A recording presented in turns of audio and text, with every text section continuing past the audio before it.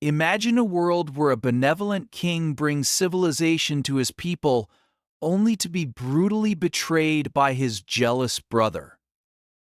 How painful! This is the ancient Egyptian saga of Osiris.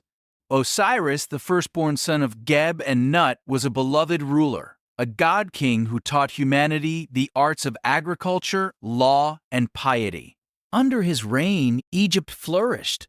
The people knew peace, the land yielded abundant harvests, and the foundations of a great civilization were laid. But not everyone rejoiced in Osiris's success. His younger brother Seth, the god of chaos, storms, and the desert, seethed with bitter jealousy. Seth craved the throne and power that Osiris held.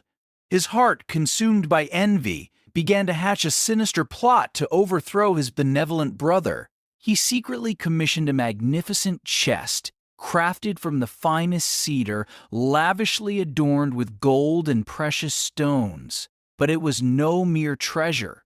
This chest was designed to fit Osiris perfectly, a sarcophagus in disguise meant to be his tomb. Seth then hosted a grand banquet, inviting Osiris and many other deities. The feast was lavish, the music joyful, but an undercurrent of tension permeated the air. Towards the end of the evening, Seth unveiled the magnificent chest, proclaiming it a gift for whoever could fit inside it perfectly. One by one, guests tried, but none could fit. Either they were too tall, too short, too broad, or too narrow. It was as if the chest was made for only one. Finally, Osiris, ever the good-natured king, decided to try. He calmly stepped into the chest, laying down to see if he was its destined owner. But the moment Osiris lay inside, Seth's true intentions were revealed. With a swift, cruel motion, he slammed the lid shut, sealing his brother within. Not content with imprisonment, Seth ordered the chest to be sealed with molten lead, ensuring no escape, transforming the gift into a deadly trap. The sealed coffin was then thrown into the sacred Nile River, its current carrying Osiris away from his kingdom, presumed lost forever. News of Osiris's disappearance spread like wildfire.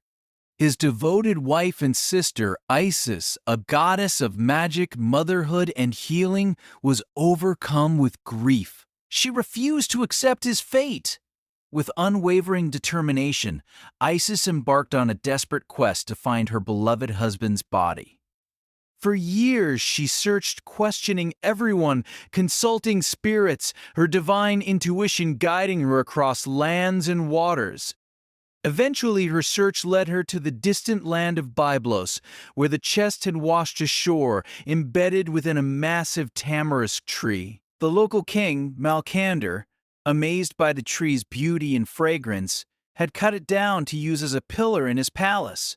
Isis, disguised as an old woman, used her magic and wisdom to gain favor with the queen of Byblos. Her true identity remained a secret. Eventually, she revealed her divine nature and the heartbreaking truth about Osiris. The king and queen, moved by her story, granted her the sacred pillar. With care, Isis extracted the chest from the tree, finally reuniting with the body of her beloved husband after years of desperate searching. Isis then returned to Egypt, bringing Osiris's coffin to a secluded marshland. There she performed sacred rites and mourned her lost king, but tragedy struck again. Seth, discovering Isis had retrieved Osiris, flew into a terrifying rage. He found Osiris's body in the marsh and, in a brutal act of vengeance, dismembered it into 14 scattered pieces, scattering them across Egypt. Isis's despair returned, but so did her unwavering resolve. She enlisted the aid of her sister Nephthys, who also abhorred Seth's cruelty. Together, they transformed into kites, soaring over the vast land of Egypt, crying out in lamentation as they searched for every single piece.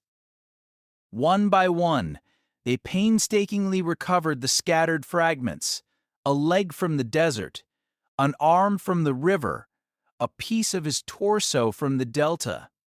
Each discovery brought a fleeting moment of hope amidst their profound sorrow, fueling their divine mission to restore their king. But one vital piece remained missing: the phallus, devoured by an Oxyrhynchus fish, forever lost to the waters. Despite this irreparable loss, Isis was determined.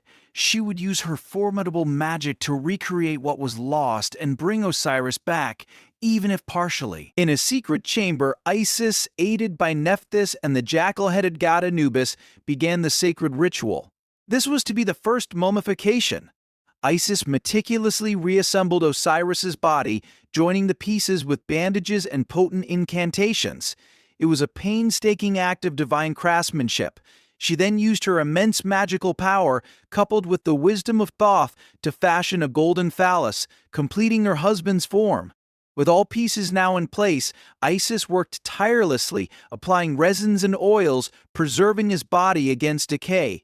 Bridging the gap between the life and the fulmen through powerful incantations and the sacred breath of life, Isis performed the ultimate act of resurrection. A flicker of divine life returned to Osiris. In that mystical moment, imbued with magic and unwavering love, Isis conceived a divine child, the future avenger of his father, Horus. Though returned to life, Osiris could no longer rule the living. His destiny was now greater, transcending the earthly realm. He became the lord of the underworld, the king of the dead, and the eternal judge of souls, guiding the deceased on their journey through the afterlife. This epic tale of betrayal, unwavering love, and miraculous rebirth profoundly shaped the very core of ancient Egyptian beliefs. The mummification of Osiris became the divine blueprint for all future embalming practices, a ritual to ensure safe passage to the eternal fields of Aru. Every pharaoh, noble, and commoner hoped to emulate Osiris, to conquer death and achieve a blessed afterlife through proper burial rites. The belief that a fragmented body could be made whole and that life could emerge from death offered immense comfort and purpose. Isis, the grieving wife who brought her husband back to life, became the ultimate symbol of unconditional love, magic, and devotion. Horus, her son, born from divine magic and love, grew up to avenge his father, eventually challenging Seth for the throne of Egypt. The eternal struggle between order and chaos, represented by Horus and Seth, became a foundational theme in Egyptian cosmology. Osiris's journey from benevolent ruler to dismembered god, and his ultimate transformation into the Lord of the afterlife, resonated deeply. It taught that even in the face of ultimate betrayal and physical destruction, love, magic, and divine intervention could bring about rebirth. This profound narrative solidified the Egyptian understanding of cycles, the cycle of the Nile, of life and death, and of resurrection. The story of Osiris, Isis, and Seth continues to fascinate and inspire, a timeless testament to human and divine drama, hope, and the enduring power of belief.